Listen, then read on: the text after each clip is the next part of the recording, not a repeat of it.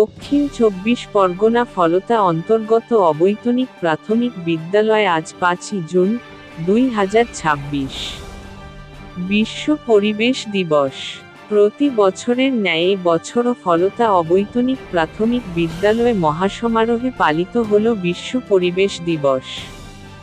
এই উপলক্ষে বিদ্যালয়ে উপস্থিত ছিলেন ফলতা বিধানসভা কেন্দ্রের বিধায়ক মাননীয় দেবাংশু পণ্ডা মহাশয়।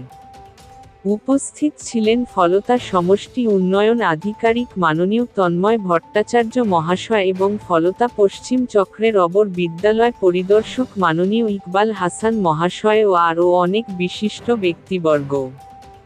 বিশ্ব পরিবেশ দিবস উপলক্ষে এবং বর্ষব্যাপী বৃক্ষরোপণ অভিযানের শুভ সূচনা স্বরূপ মাননীয় বিধায়ক দেবাংশু পণ্ডা মহাশয় বিদ্যালয়ে উপস্থিত প্রায় ৪০০ ছাত্রছাত্রীদের হাতে একটি করে চারাগাছ তুলে দেন।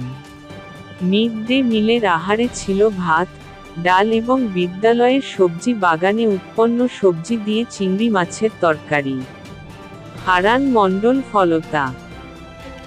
আজ বিশ্ব পরিবেশ দিবস ৫ই জুন ফলতা প্রাথমিক বিদ্যালয়ে মহাসমারোহে পালিত হল।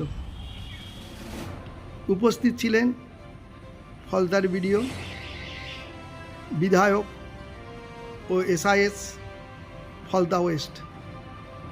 ৪০০ জন ছাত্রছাত্রীর হাতে বিভিন্ন ফলের গাছ, তার মধ্যে আম, জামরুল, লেবু, লিচু, কাঁঠাল, পেয়ারা ইত্যাদি গাছ তুলে দেওয়া হয়। ধন্যবাদ। আমি প্রধান শিক্ষক তিলক নস্কর, ফলতা অবৈতনিক প্রাথমিক বিদ্যালয়, ফলতা পশ্চিম চক্র।